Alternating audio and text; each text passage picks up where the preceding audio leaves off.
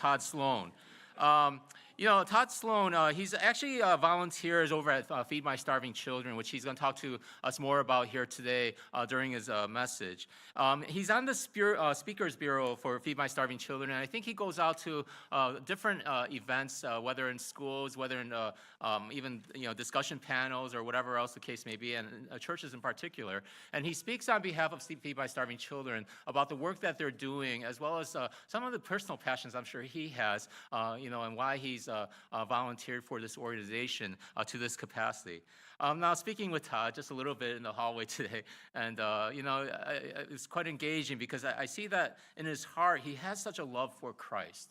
And he has such a desire for ministry and a desire for Christ's love to get out there. Currently, he's a member of actually two churches, Willow Creek as well as Holy Family Catholic Church. And basically, as he says, he just wants more of Jesus every Sunday. And he was saying that his whole family is very involved with the different ministries, particularly with Feed My Starving Children. So at this time, if we'll invite Todd up, and if we could just give him a hand and welcome.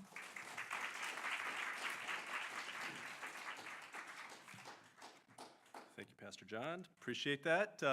Thank you to all of you. This place really cleared out when you let the kids go. There's more children than adults here. That's good though. So that's the future of your church. So I really like the music. That Our God song is awesome. I was at a Chris Tomlin concert at the Sears Center last night, and he made that song very famous. And there's nothing like yelling that song at the top of your lungs with 10,000 other people. And so I was glad to see that was a really good start for my day, and I had an opportunity to sing that along with Chris Tomlin and, like I said, 10,000 of my closest friends last night. I'm quite the Christian concert junkie. If there's a concert like that in the area, you'll usually find myself and particularly my older daughter, who's an adult and married, and that's our thing. That's what we like to do together. So I'm here for a couple of different reasons. Feed My Starving Children was the original reason why we were asked to come here, and as Pastor John said, I volunteer in that capacity quite a bit, and I enjoy doing this. I go to two churches, which is, people wonder, why do you do that? And my answer, which he kind of paraphrases, I'm going to give God as many opportunities as he can to get through to my thick skull. I need to be reminded a lot, as we all do, of just what God has in store for me, and I'm seeking his guidance in everything I do. So we've been doing that for years, and it's just kind of how we do things. But today, as the message that I want to talk to you about is that Easter happened. Now what? Okay, so last week was Easter, so that's probably still fresh in your mind as to that message. And I'm sure you probably went through the scripture of how Jesus, was brought before the council and was convicted and then was scourged and hung on the cross and died and raised. And Easter is the most important date on the calendar in our Christian faith. It's by far, without that, there's nothing for us to talk about here. But another important date seemed like it was just a couple weeks ago, was Christmas, right? Christmas is where we celebrated that God actually, humbled himself enough to come and be with us on earth and start that path that led to Christmas. And we don't hear a whole lot about what Jesus did between Christmas and Easter. I mean, there's a couple of mentions about the birth itself, and then he was brought 8 days later, brought to the temple to be circumcised, and then when he was 12 years old, they went to the temple for Passover, and he ended up kind of straying from his parents, as many kids do, as I'm sure you're all aware of with the people in this room.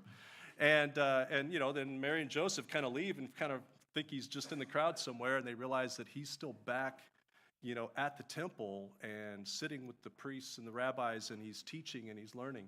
And, he was shocked that they were shocked that he was still there, because that was his home. But then from there, until you start hearing about John the Baptist, ushering in and preparing the way for Christ, we don't have any idea really what Jesus did in there. And so I don't know if he was a typical boy, throwing rocks at things and causing trouble, or was he just this perfectly well-behaved young man? I don't know. He obviously knew who he was, and Mary knew who he was. But we don't hear much about this. We don't really know. And when he's around 30 is when the Bible picks up of what he was all about.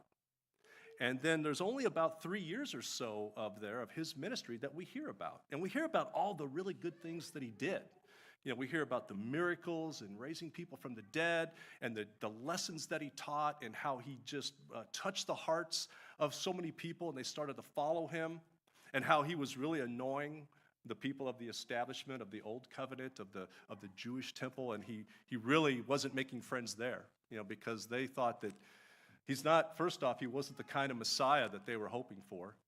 And he was kind of telling them that they didn't really have a clue about what God meant with all that stuff, right? And so we had this old covenant that was all about rules and doing certain things and doing enough good to counter the bad.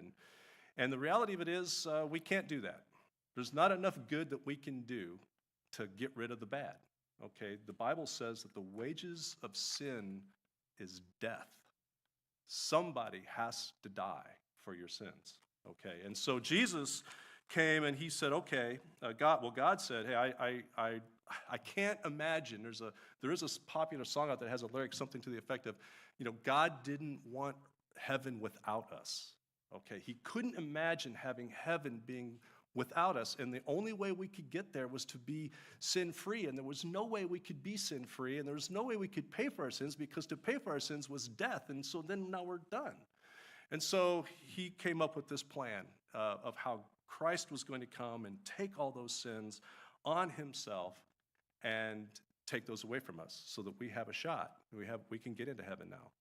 So I think, though, that if the cross didn't happen, if Jesus was just this great guy and did all these wonderful things and did all these miracles and did that, and maybe he did it for more than three years. Maybe he did it for the rest of his natural life. However long men lived in those days. If it was another 20 years that he ran around the countryside and did all these things, and that was it, and then he just died in a normal death like all the rest of us, I think we wouldn't be talking about him today. 2,000 years later, we wouldn't be talking about him. He probably would have no significance in our world because he was a nice guy and did some cool things, right? I've spent the last 20 or so years, I'd say my ministry work kind of really kicked in about 20 years ago. God really tapped me on the shoulder and said, okay, we've been going to church and everything, but that was it. I went to church, went home, my wife and I, and that was it. We weren't involved. And so we really kicked it up, and we're involved in a lot of things. And that's exciting. That fills my bucket. Doing this right now, I'm filling my spiritual bucket by doing this. This is what I like to do. And when I'm not busy with work and traveling for work, my calendar's full of things. And so, but of all those things that I do, and I certainly haven't performed any miracles or raised anybody from the dead, but no matter how much I do for the rest of my life, when I die, there's only about 2 more generations of people that will ever remember me. And it's going to be my kids and their kids. And that's about it. And if I get lucky enough to have great-grandkids, maybe that's another generation that will remember Todd Sloan. But really, no matter what I do, no one's going to remember me, all right? No matter how much good I do. And I think if Jesus would have just gone through life and done even as wonderful as those things were, I don't think we'd be talking about them today. There would be no such thing as a Christian faith and movement. So he had to do something radical. He had to do something crazy that had never been done, that can't even be explained, and our human brains cannot understand. Why would God care enough to take on all my sins and then punish himself in a very humiliating way and take it all on himself just so that my spoiled little self could get into heaven someday? Can't explain that. That doesn't pass my logic test, and maybe some of you are, it does, but it doesn't mine. And so that's what he had to do. He had to do something radical. He had to die, and then he had to come back alive. And that was radical enough to go, hey, there's something there. So that's what Easter's about. That's a big deal. And so in doing so, he kind of said, okay, I'm telling you that all that stuff you've been trying to do, that weighing things out, like if I do enough good, I'll get rid of the bad and all that. He goes, that's not it. That's not it at all. I have died to, and I'm giving you grace, and I'm giving you an avenue. It's through me you can get to God. And so that's good news. It's called the good news because that is good news. We no longer have to walk around on eggshells worrying about, are we good enough? Am I doing enough? Okay. It's impossible to do enough. It's impossible to get past the wages of sin or death.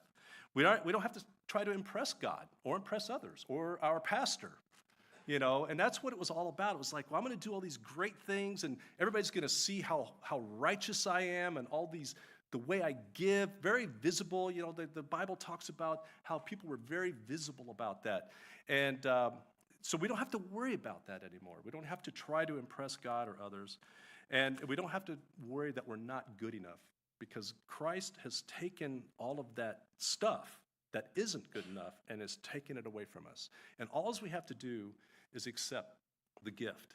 If I laid a $100 bill right here, and I said, this is for whoever wants to come and get it.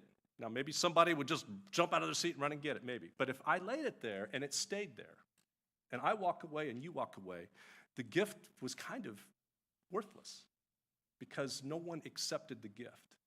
So we have to accept this gift. That's the hook. We have to actually realize that it is a gift. We have to put our faith in it and accept it. And that's what Jesus did for us, and that changes everything. He is the way. He's the way to get there. And in 1 Peter 3:18, it says, Christ died for sins once and for all, the righteous for the unrighteous, to bring you to God. Okay, so God's here. God's always around, but we need to go to him, and that was a way to bring us to God. So I think that's a really good scripture to say, he did this for us, the righteous for me, the unrighteous, so that I could have a chance of getting to God. And so, we have to try to keep that in mind. And oftentimes, we try to measure ourselves against God or compare ourselves to God, and that's when we start feeling pretty low and pretty small. We start going, hey, I can't possibly be that good and that righteous. But again, we have to go back to what did Jesus do for us and accept that and know that we have been cleansed and that he's taken that from us. And then one of on his last breath, Jesus goes, it is finished. So he not only did all this stuff very visibly, then he declared, it's done. I've done the work. The work is complete. You don't have to worry about all those rules and all that stuff, all that work. There's no work for you to do. I'm doing it right now. I see it. I've got the weight of the world of all the sins that you've committed, that you haven't yet committed, and the generations to come will commit. He was thinking of my sins and yours and sins that I haven't committed for another 50 years. I don't know if I'm going to make it another 50 years, another 10 years maybe. Okay, so he's got all those sins on his shoulders, but he says, it's finished. I've just done the work for that. And then off he goes. He dies. But then he rises again, just 3 days later, right? And so that's where the really good news is. And then it says, he spent some time here on earth, and then he rises back up and is seated at the right hand of God. Okay, he is seated. So if you think about it, sitting is kind of an act of being done also. You're finished working. Like the weather's starting to it's not warm enough yet for me. I wish it was about another 30 degrees warmer. But this time of year because I love to get out in the yard and clean it up and rake up the leaves and pick up the sticks. And I've got a pretty good sized yard. It takes a lot of work, but I love doing that. And I love, this time of year for the next Saturdays, about 9 o'clock in the morning, I have a men's small group I meet with at 7 o'clock on Saturdays. When I'm done with that, I'm going to be outside, hopefully in shorts soon, and I'm going to be working in the yard because I love it. And then at some point in the afternoon, I'm either going to have all the things marked off my list. I've done everything that I intended to do that day, or I'm just going to run out of energy. And then I'm going to probably go in and grab something to drink and sit down on my patio, and there's a fire pit there, maybe start a fire. And then I'm going to sit because I'm done. The work is done. And that's what Jesus has done. He has said it's finished, and now he's sitting. So we can get over this that we've got to do work. But how do we live out the gospel? What do we do with that now? So we're willing to accept that. So what do we do with that? Well, I think one of the most important ways to live out the gospel is to get on your knees every day and thank him for what he's done. Period. I mean, that's living out the gospel. That's like, okay, I am not doing anything, but God really, really wants us to have him in our lives, in all the things. The little things and the big things. We tend to pull God into the big things, like when something's going wrong, when you get the wrong medical report, or a loved one does, or your job is in jeopardy, or you've lost your job, or you're interviewing for a job, or it's at school, or you got kids. You guys, there was a lot of little kids in here. Wait till they get to be teenagers. The stresses you have with these little kids is nothing compared to when they're 16 years old. Trust me, my youngest is 16. So enjoy the poopy diapers and the fighting over the toys and the dolls and all that. That's the easy stuff, and which dress they're going to wear, which socks don't match that dress, and they're trying to go to school. All that stuff. I've been there. I got 2 girls. I get it. That doesn't matter. None of that matters. When the stakes are high when they get a little bit older. But get on your knees and include God in every little thing. I almost am embarrassed to say this. One of the things I include God in a little way often is I'll pray for green lights. All right? So I'm only about 5 miles from my office, from home, but there's about 12 stoplights, okay? And sometimes if I happen to be running late, there's a conference call I need to get on at 8:30, and I'm not going to quite make it, but I really need to be there with my computer open because they're going to show something, or I'm leading it usually, or something like that. It's like I'm running late, or I'm on the way home, and I know dinner's on the table, or I need to pick up my daughter after dance practice, or whatever it is. And I sit there and go, all right, God, I kind of push that, just give me green lights. And I almost embarrassed by that because God's got a few other bigger problems going on. But thankfully for me, he can handle those big things and handle my little requests. And I can tell you when I've needed that, really, and I've bothered God with, please give me green lights, I can tell you that almost every time it's happened. Now, that may be purely coincidental, because there's been a few times I've gone back and forth between my office and home, and I've gotten all green lights without asking. So, maybe that was just lucky coincidence, but I don't think so. I think God really wants us to invite him into every little detail. He wants to commune with you. He wants to hear from you. He knows everything about you, but he wants you to come and talk to him about it anyway. He gets a thrill. I really believe he is so excited when you're just driving down the road, just talking. The good news is, because people are used to people having hands-free phones, the guy next to you is not thinking you're totally crazy, because you could just be talking on the phone, but you're talking to God, and that's okay. Just invite him into everything. I think that's the way he wants it done. I think that's a very good way to live out the gospel. Then, of course, there's another way to live out the gospel is to do something. Now, as I just said a little bit ago, we don't need to do anything. This is not a salvation thing. But I also said a little bit ago, doing this stuff like this or the other ministry work I do fills my bucket. It, as the pastor at Willow Creek, Bill Hybels, talks a lot of times that there's things that are, your bucket is leaky. You go to church and you do things and you read the Bible and you pray and you're filling your spiritual bucket, but there's things, it's a leaky bucket. Things are coming out of it. For one thing, you're burning energy doing stuff, so that comes out. And then, or just life just tends to suck it dry, and bad things are going on, or stresses are going on, and your spiritual bucket can get kind of empty. So you got to fill it with something. And I think, for me anyway, actually doing things with my hands and seeing some sort of result and progress from that is the way I do that. And so there's a lot of different ways to do that. I think one of the key Bible verses that I always like to talk about when I'm talking about feeding my starving children is this Matthew 25:31. It starts with 25:31, and this is the parable of the sheep and the goat. I'm just going to read a little bit of it for you here. So it says, "When the Son of Man comes in his glory and all the angels with him, he will sit on his throne in heavenly glory. All the nations will be gathered before him, and he will separate the people from one another as a shepherd separates the sheep and the goats. He will put the sheep on his right and the goats on his left. Then the king will say to those on his right, which was the sheep, come, you who are blessed by my Father. Take the inheritance, the kingdom prepared for you since the creation of the world. For I was hungry, and you gave me something to eat.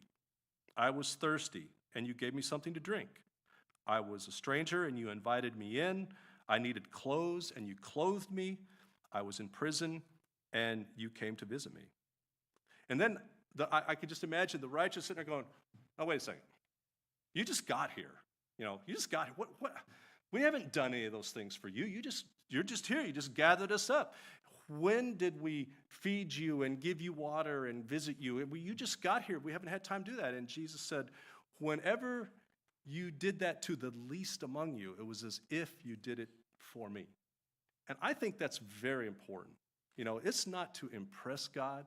Jesus spent his ministry showing us how to love and how to take care of people that were less fortunate than us.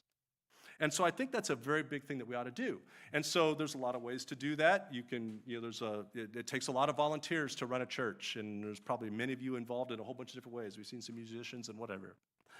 There's a whole bunch of different organizations out there, but Feed My Starving Children is one of them. And I think you're fairly familiar with that here. I think some of you have probably participated. It's an organization that I've been involved with for about 5 years. I got introduced to it through my youngest daughter's fifth grade teacher who had an evening that they raised money, and then they went and did a pack, and that was my first exposure to it, and I just fell in love with it instantly. For one thing, it's a Christ-centered ministry. They don't make any apologies for that. It's very obvious, but that doesn't mean that you have to be a Christ follower to participate or to receive their food. Feed My Starving Children services over 70 countries around the world, and many of them are Muslim or Hindu or Buddhist or whatever, or nothing, And so there's no requirement. They believe that, hey, Jesus was for everybody and loved everybody. He didn't care what their zip code was or what their color was or what their hair looked like or their eyes looked like or nothing. Nobody cared. He didn't care. He was all about let's love everybody always. And so that's what Feed My Starving Children is all about. And there's a lot of, I'm going to go into some more here, but there's just a lot of good things about it. But it just reminds me of a story of a man and his son that every morning would go for a walk on the beach. On this particular morning, there had been a big storm the night before, okay? And there had been some big waves and big surf, and it had washed up thousands, if not millions, of starfish up onto the sand. And they come out to this beach that morning, and it's just littered with these starfish. Now, starfish cannot live outside the water, and they certainly can't live once they get dried out. So once the sun comes up, it's all over, all right? And there's no way that they can get into the water unless somebody or something helps them. They need another storm to wash them back out or somehow. And so there they sit, and that's just like millions and millions and millions of people in our world. Okay, there are people in countries that nothing grows because it's a desert, and yet there's somehow people have survived there for thousands of years, but nothing grows, so they're starving. There's not enough food. In many cases, there's a government that would like to help but can't. They have no resources. They don't have the ability, or this stuff is spread out so far and wide, and it's so remote that there's no way that these people are going to get help. There's, unfortunately, governments that really don't like those people over there, and they're doing everything they can to keep them down. They're doing everything they can to not feed them. And when our government or organizations send plane loads of food over there, the food doesn't get to where it's supposed to go, to where it's intended, because there's evil in the way. There's situations where there's this huge refugee crisis in the world, right? There's wars going on, and I just heard this morning about another big thing in Syria. There's millions of people displaced just because they're sitting there we can't even fathom it here in the Chicago suburbs. But just all of a sudden, if we sit here and all of a sudden stuff starts blowing up and here comes an army is just running through, we'd have to just scatter to save our own lives. And that's what's happening every day around the world. So there's that. There's the refugees who have been taken from what was natural and cozy to them and worked for them, and they've been displaced, just like those starfish. They've been taken from something that they can thrive in and removed from that. And if nobody steps in and helps, they're in big trouble. And so there's about just under 800 million people, it's estimated, in the world that are starving or are malnourished in some way. 800 million. That's hard to believe, especially in this country, because we have more food we're an exporter of food in this country. There's a huge agricultural business here. There's beans and corn and everything going out all over the world. We can't, and we throw a lot of food away, just in our homes or at McDonald's or whatever. At the school cafeteria. Have you ever volunteered at a school cafeteria to watch the food that the kids throw away? If you think your kids are eating their food when they go to school, they're not most of the time. So another stat is, and this is a really intense one, is there's about 6,200 people die every day just as a result of malnourishment or the complications from malnourishment. Now this here is a little jar of BBs. There's 5,000 BBs in here. So this isn't even as much, but I like to pass this around because I want you to look at that and just imagine, you guys, many of you in here have these cute little kids. Saw lots of ponytails and everything. That's awesome. Just imagine, this is how many people, and mostly kids, in the world die every day. So just think about that. I like that as my visual. It's like there's only 5,000 in there, so that's not even the total. So, and then the other thing that can happen from malnourishment is long-term health issues, and you don't develop well. The brain and the organs and the immune system without proper nutrients, especially at a young age. So that's why Feed My Starving Children is so focused on that. Now, this year, Feed My Starving Children has been growing rapidly over the last few years. And this year, the fiscal year that they're in, the plan, their budget is for 365 million meals. And that just coincidentally is 1 million meals a day that they're producing. And that's the pace they're on. And that's amazing to me because just a couple of years ago, it was around 200 million in a year. So it's just, God is blessing this organization. If you've gone, you know that you pray over the food. Okay, all of that food is packed by volunteers. Okay, so none of it's packed by machines, none of it's packed by staff. And the reason is, when you go and do it, how many of you actually packed? Okay, most of you. Okay, then I don't even need to describe. You know what it, well, I'll describe it for the few that haven't. There's basically a funnel, somebody's holding a bag, and you're scooping in some powder, which is like all the nutrients. That's the stuff that's been developed by PhDs. It's very scientific. It's what a starving kid needs. If you took a starving kid and said, come on, I'll take you to McDonald's, and threw a Big Mac in them, it'd kill them. The body can't handle that. It's probably not that good for you anyway, but it just can't handle that kind of food. This has been created to handle a malnourished body can handle it and will use it properly. So, okay, so you put the powder and there's some dehydrated vegetables in a coffee mug of soy and a coffee mug of rice, and it makes this meal, and you end up with a manna pack. You've all seen these. This is about 6 meals. Now, 6 tiny meals. I mean, if you had, it's 1 cup of this, it'd be better than starving, but that's really not quite enough. So most people are getting more than, 1 meal a day of this. But that's what you're making. And then they also make this stuff that's called potato D, and they have one called W. D is for if you're if you've got diarrhea, basically, if you're highly dehydrated. This is a powder. They make this at Aurora, Aurora, I don't know if all the time or sometimes. It is messy. You are just covered in dust with this stuff. But it makes kind of a mashed potato sort of consistency food. And then they have another one called W, which is for weaning. It's more of like a baby formula kind of consistency. Okay, so they make food. They're making food to address different issues. And rice and soy are culturally acceptable culturally and religiously, I don't know if that's the right word, acceptable around the world. So that's why they kind of went with this, and it's also readily available and inexpensive products. So they've kept the price down to 22 cents a meal on the ingredient side of it, even over time, and somehow they're just, again, I think that's a God blessing. They're being able to keep their costs really low. As I told you, Pastor, I don't invest my time and money into something that I haven't checked out. Okay, I wouldn't be here. I'd be with my family at church. See, right now we'd be standing and singing with about 5,000 people at Willow Creek right now. That's what they're doing right now, at Willow Creek. Okay, that's what I'd rather be. That's what I'd rather be doing if I didn't believe so much in this. Okay, so this is a good organization. It's very efficient. When you donate your money, it's done very efficiently. I've had the opportunity to meet a ton of people, all the way up to the executive staff of Feed My Starving Children. I'm involved in different ways. I know people.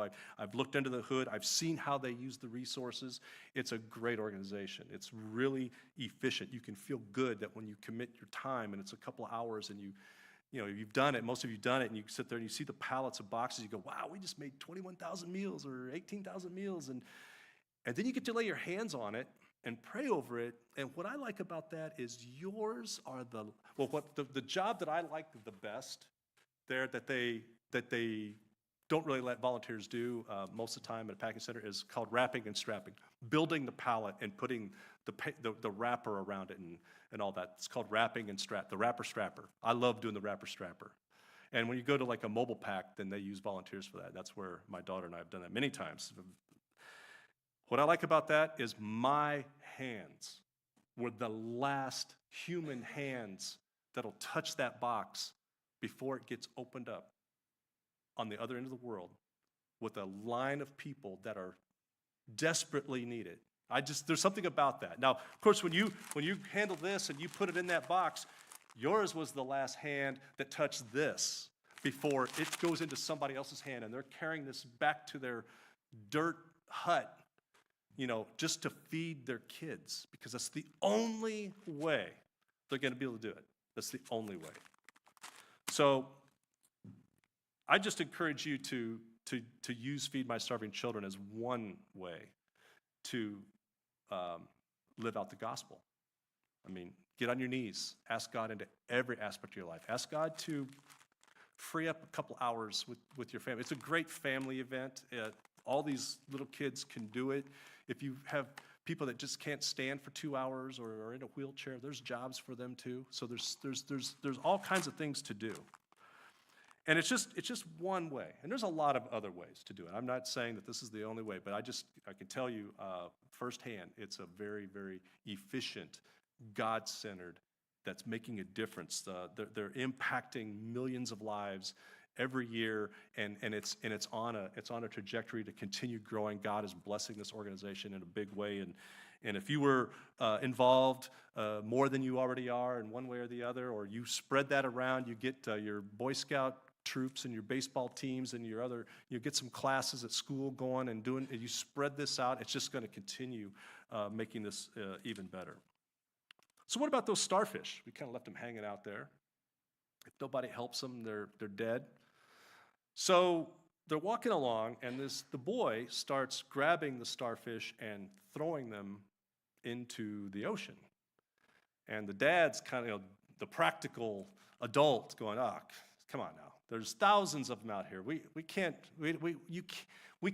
save them all. We can't make a difference. You can't make a difference.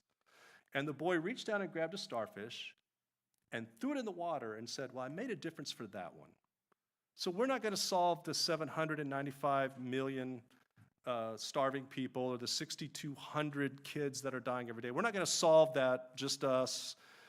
But you can make a difference to something, to someone.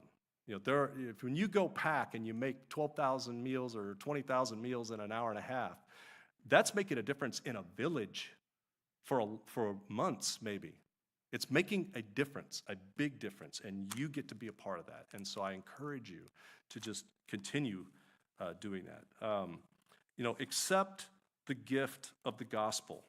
It's a huge gift. Let God know know that.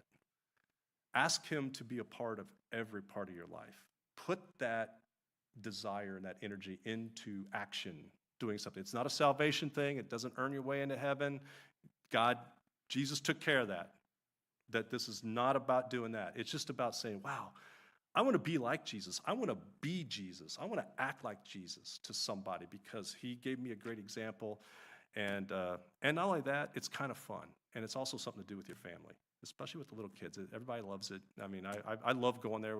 I go there with my 25-year-old daughter and my 16-year-old daughter, and we have a great time.